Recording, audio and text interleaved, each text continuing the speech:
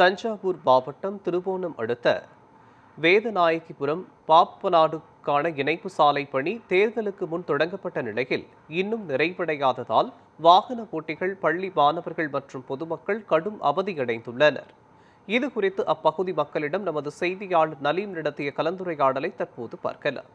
நாம் நிற்கக்கூடிய இந்த பகுதி தஞ்சாவூர் மாவட்டம் திருவோணம் ஒன்றியத்துக்குட்பட்ட வேதநாயகபுரம் பாப்பாநாடு இணைப்பு சாலையில் நினைக்கிறேன். அதான் இந்த பகுதியில் உள்ள இந்த சாலையானது தேர்தலுக்கு முன்பு பிரிக்கப்பட்டு சாலை போடுவதற்கு ஜல்லிகள் நிரப்பப்பட்ட நிலையில் அப்படியே கிடப்பாது இந்த பகுதி மக்கள் பெரிதும் அவதிப்பட்டு வராங்க.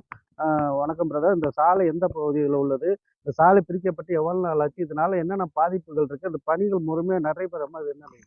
இந்த சாலை பார்த்தீங்கன்னா, நமக்கு வந்து கிளாமங்குளத்து ஊராட்சிக்கு உட்பட்ட வேதநாயகபுரம் கிராமத்தில் அமைந்திருக்கு. இந்த சாலை பார்த்தீங்கன்னா, அ இது வேதநாயகபுரத்துலேருந்து பாப்பநாட்டுக்கு இணைப்பு சாலை இருக்கு. மொத்த கிலோமீட்டர் பார்த்தீங்கன்னா 6 கிலோமீட்டரு. இந்த சாலை நம்ம நிற்கிற இடம் வந்து 2½ கிலோமீட்டர் வந்து சாலையா இருக்கு. மீதி 2½ கிலோமீட்டருக்கு மேலே பார்த்தீங்கன்னா, நமக்கு வந்து மண் ரோடா இருக்கு. அதில் வந்து சாலை போட்டதாக பதிவு இருக்கு. ஆனால் இந்த பிரிச்ச இந்த சாலை பார்த்தீங்கன்னா, தேர்தலுக்கு முன்னாடி பிரிக்கப்பட்டது. பிரிக்கப்பட்டு இதுவரையும் இந்த ரோடு போடல. போடாத காரணத்தில் பார்த்தீங்கன்னா, பள்ளிக்கூட குழந்தைகள் போக முடியல. விவசாயி வந்து தன்னோட இடுபொருளை விளைநிலத்துக்கு எடுத்துகிட்டு போக முடியல. அதே மாதிரி விளைவிச்ச பொருளை வந்து அவன் சரியான சந்தை பகுதிக்கு எடுத்து செல்ல முடியாமல் திணற வேண்டியதாக இருக்குது. நார்மலாக நம்ம ட்ராவல் டைம் 15 நிமிஷம்னு பார்த்தோம்னா, இப்போ இந்த ரோடு பிரித்து கிடக்கிறதுனால 1 ஹவருக்கு மேலே ஆகுது.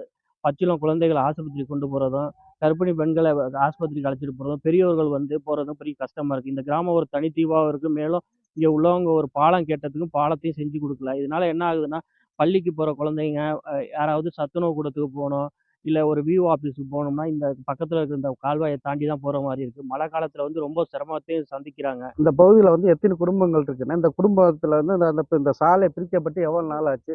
இதனால இந்த பகுதி மக்கள் என்னென்ன மாதிரி சிரமங்களை நீ அனுபவிக்கிறீங்க? தேர்தலுக்கு முன்ன பிரித்தது, தேர்தலுக்கு பிறகு இன்னும் இந்த சாலையை விரிவாக்கம் பண்ண முடியலை. எங்களுக்கு வந்து குழந்தைகளை ஸ்கூலுக்கு அனுப்ப முடியலை. இப்போ முதியோர்களை ஹாஸ்பிட்டலுக்கு அழைச்சிட்டு போனோம், அழைச்சிட்டு போக முடியலை.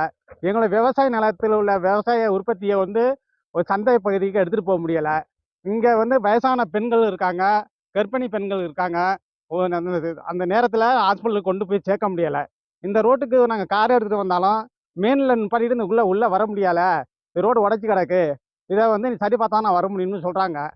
அதனால் இந்த ரோடை கூடிய சீக்கிரம் விரைவு தமிழக முதல்வர் அவர்கள் கவனத்திற்கு எடுத்துக்கொண்டு இந்த ரோடை நான் உடனே சீர்படுத்தி கொடுக்குமாறு தாழ்மையுடன் கேட்டுக்கொள்கிறேன். தேர்தலுக்கு முன்னாடியே பிரித்து போட்டாங்க. தேர்தலுக்குள்ளேயே போகிறோம்னு சொன்னாங்க, இன்ன வரைக்கும் போடவே இல்லை. எங்களுக்கு ஸ்கூலுக்கு போகிறதுலேருந்து வேறு வெளியூர் ஹாஸ்பிட்டலுக்கு எல்லாத்துக்கும் போகிறதுக்கு ரொம்ப சிரமமாக இருக்குது. நியூஸ் 7 தமிழ் செய்திகளுக்காக பட்டுக்கோட்டையிலிருந்து நன்றி.